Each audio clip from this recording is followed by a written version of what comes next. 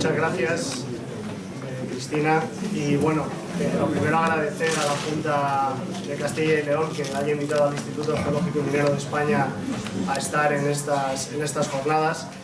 Y bueno, pues un poco voy a tomar el relevo de Cristina y voy a seguir hablando de dos de los riesgos geológicos más destructivos e importantes, dañinos, por decirlo de alguna manera, de cara al patrimonio, que son terremotos e inundaciones. El título de la charla es Riesgos geológicos, patrimonio y viceversa.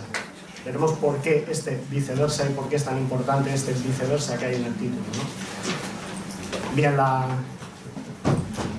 conferencia está... No sé bien si... Un momento, porque no tengo puntero. Bueno, no aparece el puntero, así que... Bueno, lo primero está en la estructuración de la conferencia. Pasaré a hacer una introducción general de los riesgos geológicos y un poco quizá vamos a intentar cambiar el chip. Vamos a intentar tener una visión diferente de lo que es la geología y una versión distinta de lo que son los riesgos geológicos. Para lo cual hemos elegido dos técnicas que son la paleohidrología y la arqueosismología, referentes ambas a inundaciones, avenidas y terremotos, para terminar con unas conclusiones.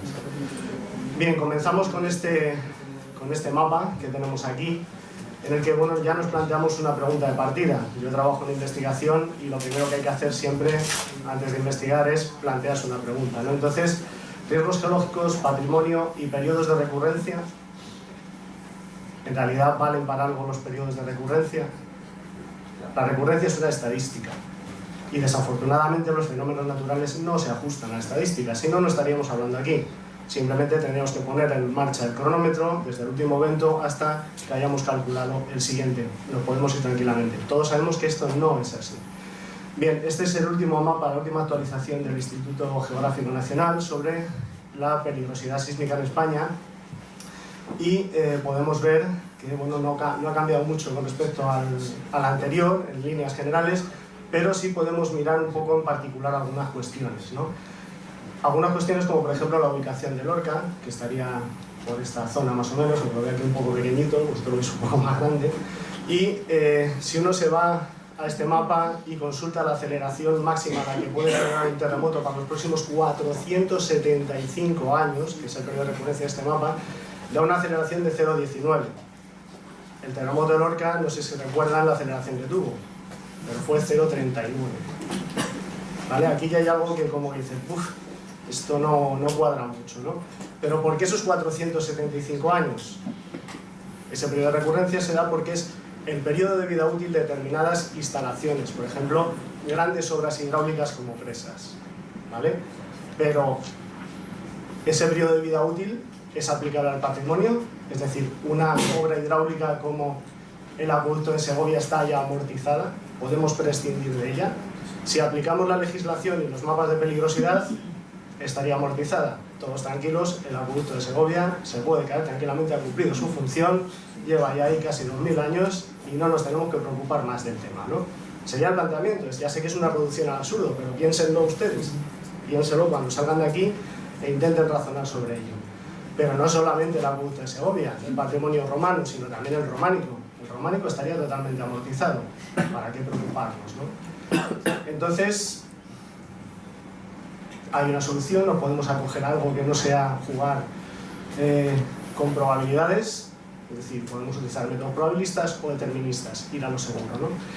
Si utilizamos un método probabilista, pues una gran parte de nuestro patrimonio quedaría totalmente fuera de los periodos de recurrencia que contemplan los sistemas probabilistas. Quedan totalmente fuera de esos 475 años, ¿no? Y por otro lado, si el patrimonio en cuestión está construido dentro de ese periodo de recurrencia, se podría ver afectado por terremotos, por ejemplo, o inundaciones que se salgan dentro de esos ámbitos. Por ejemplo, terremotos que se produzcan cada 3000, cada 4000 años, quedan totalmente fuera, con lo cual tampoco estaríamos haciendo nada. Así que, ¿queremos dejar el patrimonio en manos de la suerte o podemos hacer algo? Afortunadamente podemos hacer cosas. Entonces, aquí es donde hay que cambiar un poco la mentalidad, porque sí que hay herramientas para poder hacerlo. Entonces, vamos a centrarnos en terremotos e inundaciones. Lo primero que hay que hacer es una contextualización del bien patrimonial.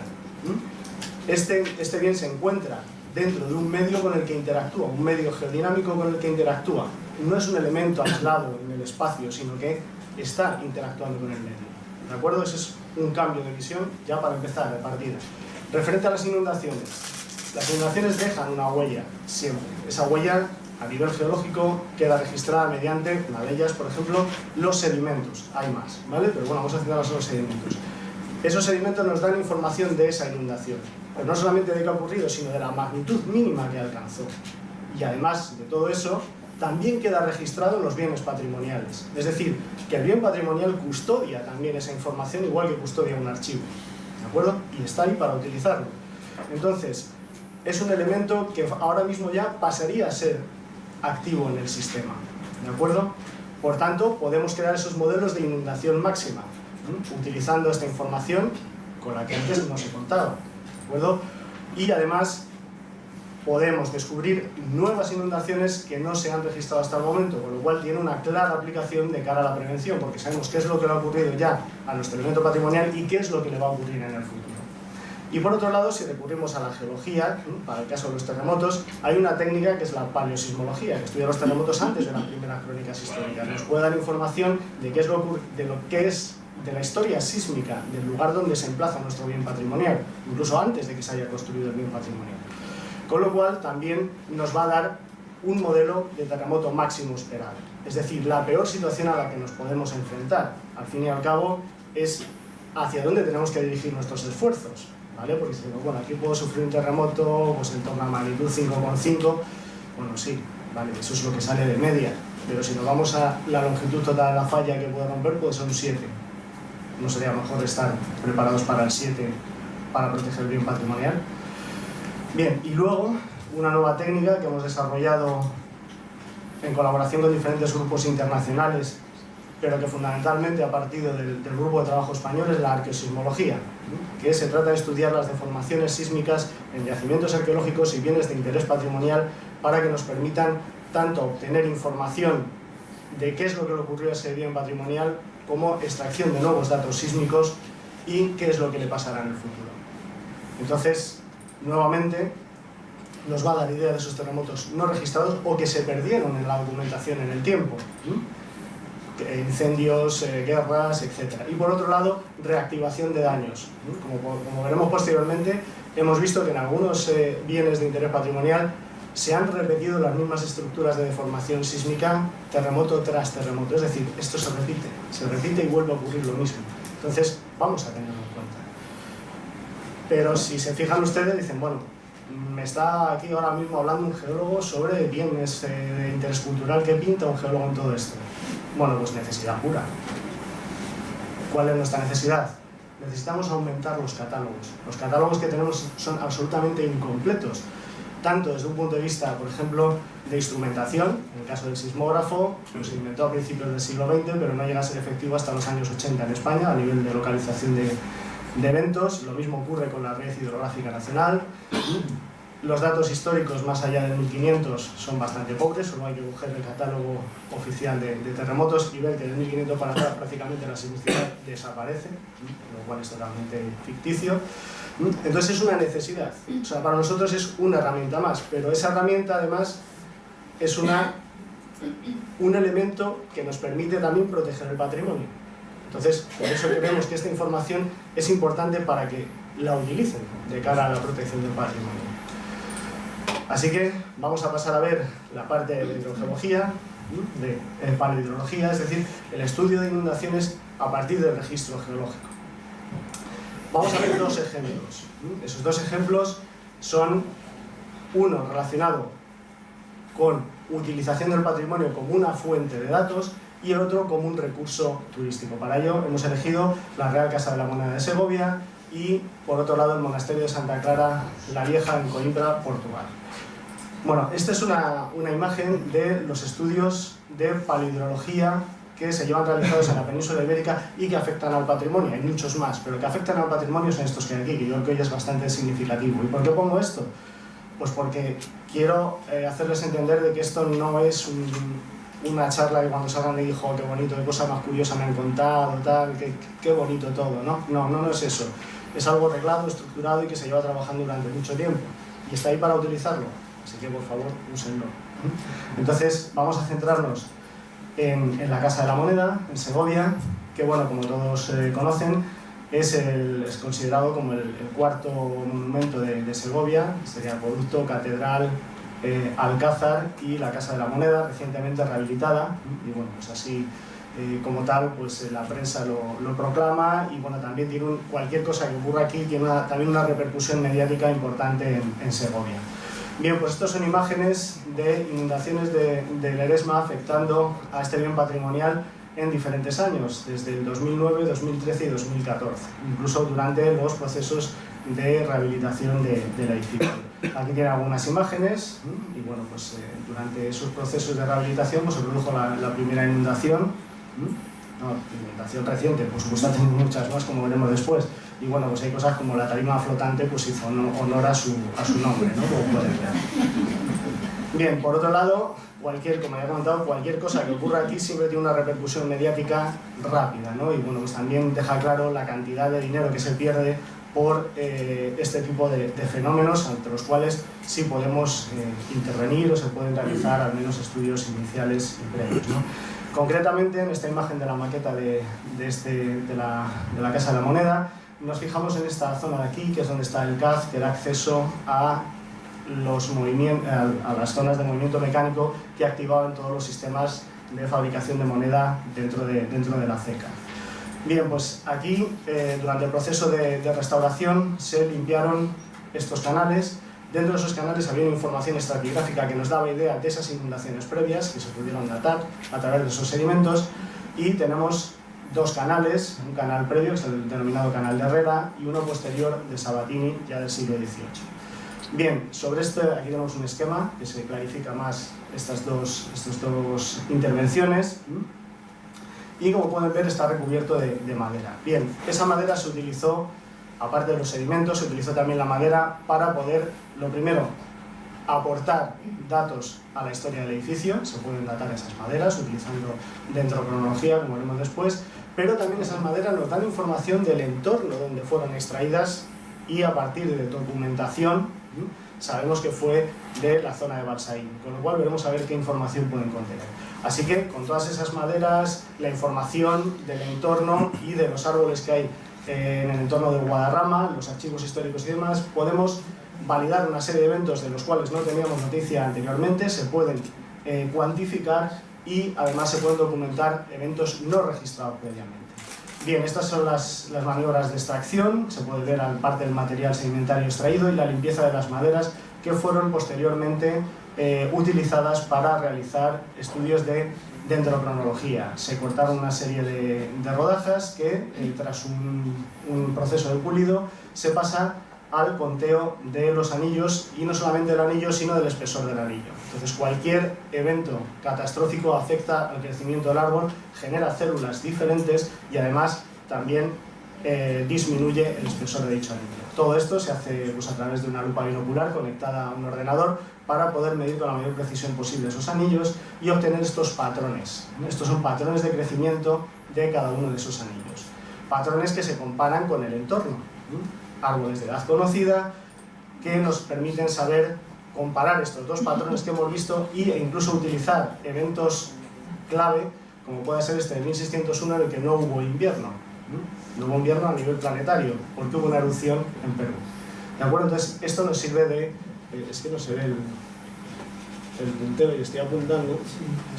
Y sí se ve a veces. Sí. Vale.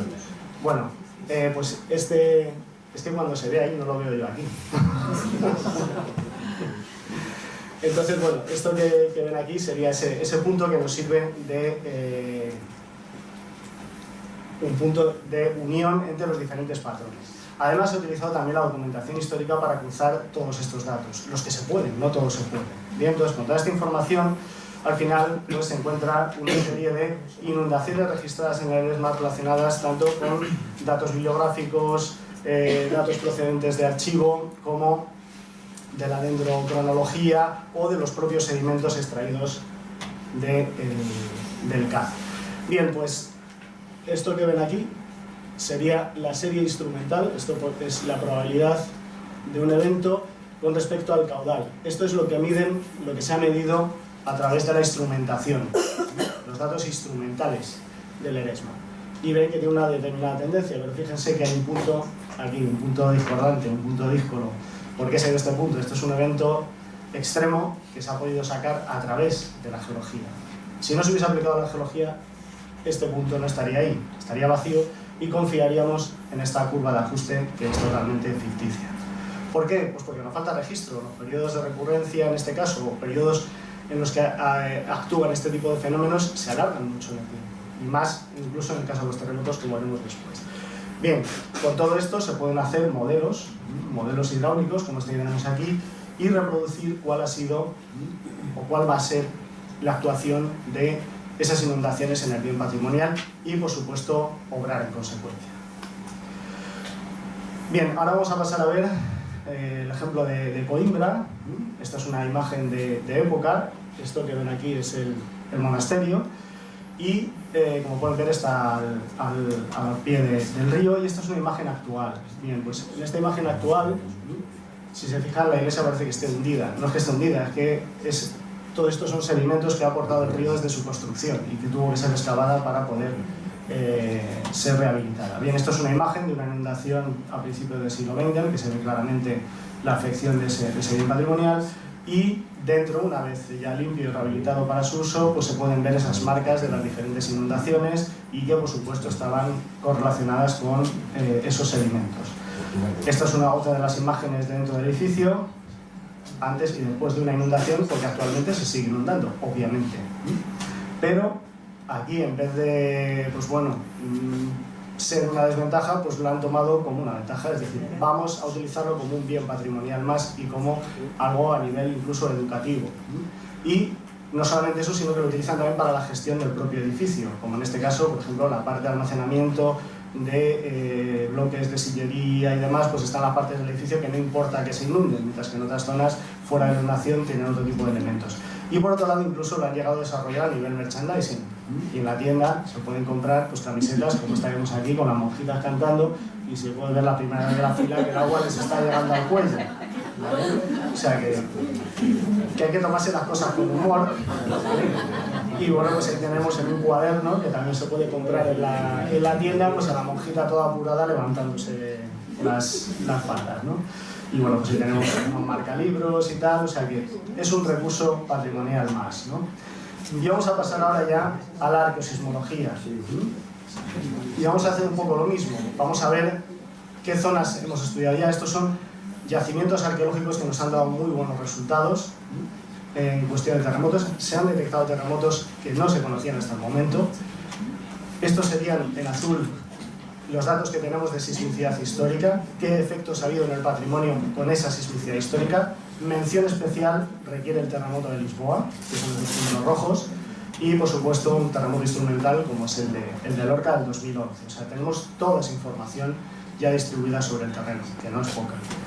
Bien, así que vamos a ver qué es lo que puede aportar la geología de terremotos al patrimonio. Pues puede aportar muchas cosas. Sobre todo el patrimonio nos aporta datos, pero ¿qué podemos aportar nosotros también al patrimonio? Esto se trata de que son una simbiosis. Bueno, pues lo primero, identificar fallas activas que pueden afectar al patrimonio y calcular ese terremoto máximo esperado. Eso es relativamente sencillo. Eso sí, no tenemos una bola de cristal. Hay que salir al campo y trabajar, pero se puede hacer, ¿de acuerdo? Por otro lado, podemos saber qué es lo que le ha ocurrido y qué es lo que le ocurrirá a ese edificio. Y lo vamos a entender cuando veamos las siguientes imágenes. Y por otro lado, algo muy importante es esa contextualización geodinámica, esa contextualización de dónde se asienta el edificio. Por ejemplo, si en este esquema la mitad está sobre sedimentos cuaternarios blandos, esto va a sufrir más, muchísimo más en un terremoto que la otra parte. Y vamos a ver luego un ejemplo que todos conocemos. Bien, a nivel flujo de información y de metodología es esto que tenemos aquí. La arqueosismología nos va a aportar nuevos datos, tanto terremotos no inventariados, como nos va a dar información del comportamiento de nuestro patrimonio ante terremotos.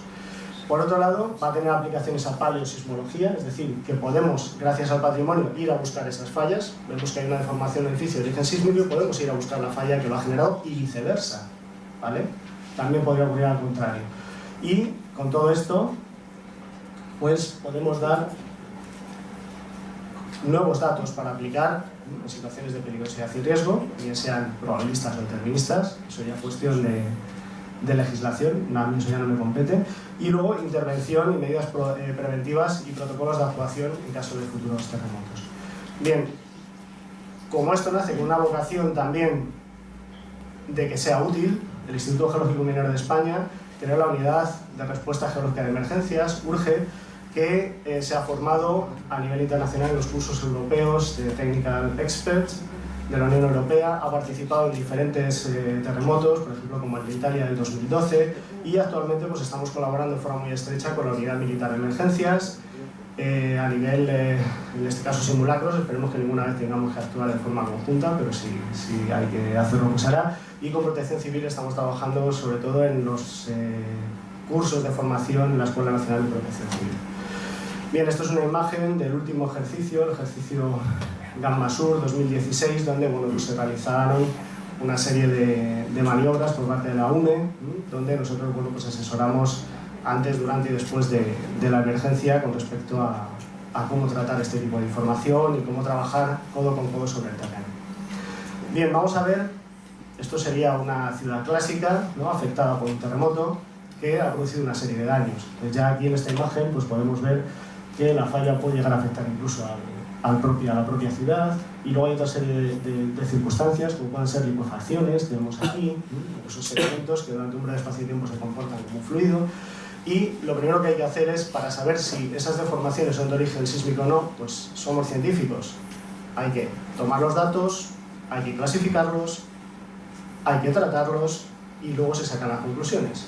Entonces, a nivel de arqueosismología había muchos trabajos, incluso desde principios del siglo XX, pero eran meramente descriptivos. Había que poner orden. Entonces, a nivel internacional, a través de la Asociación Internacional para el Estudio Cuaternario, INCUA, surge una iniciativa en la que está incluida España y el grupo en el que estoy, y el grupo español es el que inicia la fase de clasificación. Entonces se nos ocurre clasificar estos efectos en función de si son estructuras de deformación que afectan a la fábrica del edificio o inmediatamente al sustrato, o bien son efectos geológicos asociados directamente al plano de falla o bien alejados de ese plano de falla, como pueden ser las licuefacciones. Con esto ya tenemos una clasificación de estructuras. ¿Qué clasificación? Pues vamos a ver solamente un par de ejemplos porque no hay tiempo para más, pero esto es Machu Picchu y ya ven aquí. A ver, es que cuando lo veo yo no está ahí. Ven ahí esas grietas, o incluso en la parte de arriba se ven grietas en aspa provocadas por terremotos. Aquí tenemos una imagen de detalle de esos desplazamientos de bloques de silicio. Esto es un ejemplo típico de terremoto, o el Coliseo. El Coliseo, no sé si sabéis que le falta la mitad por un terremoto. ¿Y por qué le falta la mitad y no se cayó todo el Coliseo? Pues porque la mitad está asentado sobre sedimentos blandos del Tíber. Y es lo que se cayó. Entonces, esa contextualización es básica para comprender qué es lo que le va a pasar al edificio.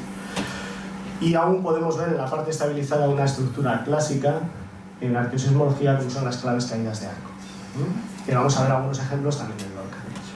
Bien, esta es la clasificación que realizamos, una serie de estructuras que llamamos Earthquake Archaeological Effects, EAES. A partir de ahora vamos a ir a hablar de EAES, que es más cortito. Y ya hemos clasificado, pero ¿cómo podemos diferenciar una ruina de un terremoto? ¿Podemos diferenciar estas dos imágenes de alguna manera? Una imagen, esta de aquí, corresponde a Belchite, y son pues, la ruina producida en la ciudad durante los combates de septiembre del 37. Y esta otra imagen es de la Villa Romana del terremoto 2012. ¿Podemos diferenciarlas de alguna manera? Sí se puede. ¿Cómo? Aplicando análisis estructural geológico. Si un geólogo estructural puede aplicar algo, es el conocimiento de la deformación. Lo aplicamos a diferentes elementos, como puede ser, por ejemplo, identificar estructuras profundas de almacenamiento de petróleo, por ejemplo, un gran pliegue. Se puede reconstruir desde la superficie sin ni siquiera hacer un sondeo. De hecho, los sondeos se hacen para comprobar que es cierto lo que han dicho en el modelo. No se hacen para saber si hay algo o no hay nada. Entonces, eso también se puede aplicar en un edificio. Y siguiendo un flujo de trabajo, clasificación, toma de datos, tratamiento de esos datos mediante geología estructural, se puede llegar a identificar una orientación del daño, porque la onda llega orientada y los daños producidos por un terremoto están orientados, los de un bombardeo no. Los de un bombardeo aparecen en todas las direcciones posibles del espacio, sin embargo los daños del terremoto aparecen orientados. Esto es un ejemplo muy sencillito de una clave de arco, no os voy a aburrir con esto, ¿vale? Pero lo que buscamos al final es el elipsoide de esfuerzo y deformación, ¿vale? Que son complementarios, es decir, si nosotros apretamos un balón con nuestras manos, el balón se deforma la máxima deformación es perpendicular en nuestros brazos, ¿de acuerdo? Ese sería el índice de deformación y nuestro brazo sería el de esfuerzo. Aquí tenemos un ejemplo en la ciudad de Bailo Claudia, ¿vale? Esas caídas de clave de arco, y una vez tratados los datos podemos tener esas orientaciones de movimiento del sustrato, que es lo que nos interesa. Este es el ejemplo de Lorca. Así que vamos a ver un único ejemplo, porque no hay mucho tiempo, que sería la iglesia del Paso Azul, que como pueden ver tiene las claves que hay en los arcos, y esto sería el resultado total de Lorca, en el que se midieron estructuras de deformación dentro de edificios de interés patrimonial. Y fíjense en esta rosa de direcciones, que marca una dirección de movimiento, esto es el norte, ¿vale? Noroeste, sureste, para todos los datos, que se ven muy bien en el mapa, están todos bastante bien orientados. Y esto de aquí abajo es el resultado del acelerógrafo que había en el Ayuntamiento de Lorca. Como pueden comprobar, exactamente igual, el movimiento de la partícula es el mismo, o sea que las estructuras de deformación, los EAEs que observamos en el patrimonio, son auténticos acelerógrafos que nos permiten saber cómo se ha movido y cómo se va a mover. Esto ya es un mapa con las trayectorias de movimiento, esas trayectorias de deformación en todo Lorca, teniendo en cuenta también otro tipo de construcciones que no sean patrimoniales, se llama la cartografía de la falla, etc. Bien, pero vamos a poner algún ejemplo más, como es el caso de Segovia y la catedral, que fue afectada por el terremoto de Lisboa de 1755. ¿Por qué es importante Segovia? Pues porque es un conjunto histórico muy interesante que nos va a dar idea ya no de cómo se comporta un único elemento patrimonial, sino de un conjunto. Y como pueden ver, la dirección de movimiento media prácticamente es norte-sur, que está condicionada también por el relieve de Segovia. ¿Pero por qué es importante además todo esto? Pues porque la intensidad, y no intensidad, no magnitud, del terremoto, por ejemplo, en la catedral, es 8 si uno coge la MS del 98, la escala macrosísmica europea del 98. Y sin embargo, si se va al mapa de intensidades del terremoto de Lisboa, Segovia cae en intensidad 4. ¿Por qué es esto? Pues porque el patrimonio no se tiene en cuenta en la MS del 98. Entonces, si tenemos que hacer algo, no podemos fiarnos de esa escala, porque el patrimonio queda fuera. Así que nuevamente el patrimonio nos queda aislado. Este es el caso de Sevilla también, sobre el mapa de Olavide, en el que bueno, pues ya tenemos también resultados interesantes a nivel conjunto histórico. Y esto, la clave es que se puede utilizar para el futuro. Si nosotros movemos esta iglesia paralela a la pantalla, lo que le va a ocurrir es esto. Va a haber grietas, por ejemplo, en aspa en esta dirección, pero no en la contraria. Va a haber colapsos en esta dirección, pero no en esta. O sea, que podemos saber qué es lo que le va a ocurrir al edificio. Pero no solamente eso, sino que estos elementos se reactivan. Esto es un desplazamiento de bloques de sillería en la Colegiata de San Patricio en Lorca, movidos por el terremoto de 1674. Es que cuando veo la fecha en un lado no está en el otro. Bueno, entonces, y esto sería la misma estructura en 2011, en prácticamente el mismo muro, pero un poco más arriba. Se repiten. Aquí tenemos lo mismo. Esto es el desplazamiento de los arbotantes con fracturas ya con pátinas de carbonato encima, y esa pátina saltó en el terremoto de 2011, se vuelve a mover, se ha vuelto a mover. O por ejemplo, este otro caso que es muy llamativo, en el que podemos ver esos dos movimientos. Entonces volvemos otra vez hacia atrás. Decimos, bueno, entonces son 1674, estos son menos de 475 años, y le ha pasado lo mismo. Entonces, ¿cómo es posible que en el mapa de peligrosidad aparezca 0,19 de aceleración y no al menos 0,39 como fue el último? Las matemáticas son las matemáticas y la estadística es la estadística, por eso sale eso. Bien, y estos son más ejemplos de efectos que fueron restaurados, y bueno, como veis aquí, pues, se hizo en su momento, después de 1674, y efectos que se reactivaron con el desplome 2011. Todo esto ya está catalogado también en el catálogo de efectos geológicos de los terremotos en España, donde aparecen por primera vez catalogados en un documento oficial de la Administración General del Estado, tanto efectos arqueológicos como efectos geológicos de terremotos. Y está a disposición pública. Ahora en febrero vamos a sacar la segunda edición. Y ya para terminar, simplemente recordaros que esta información no es fruto de la casualidad, lleva mucho trabajo detrás. Llevamos al menos desde 2005 trabajando en estas cuestiones, tanto en inundaciones, como esta imagen que tenéis aquí, como en terremotos, y simplemente pues deciros que es importante tener en cuenta el marco geodinámico donde se encuentra el bien patrimonial, sin eso mal vamos. Por otro lado, los análisis clásicos estadísticos de peligrosidad por fenómenos geológicos no contemplan los aspectos patrimoniales, y son insuficientes para su protección. Luego, los elementos patrimoniales son fuentes de información, de datos importantísima que no podemos perder. Y esto es muy interesante de cara, si se excava un yacimiento arqueológico, poder estar allí para poder documentarlo, porque en el momento que se limpia lo hemos perdido, ¿vale? Y por otro lado, también es fundamental adecuar esta información a la gestión preventiva y a la actuación en situaciones de emergencia. Entonces, bueno, con la UMER por lo menos estamos en esa línea. Así que ahí queda nuevamente una pregunta para cerrar la charla. Empecé con una pregunta y termino con una pregunta. Estos métodos clásicos de evaluación del riesgo, ¿queremos dejar el patrimonio en manos de la suerte o preferimos ir a lo seguro? Esto es todo. Muchas gracias.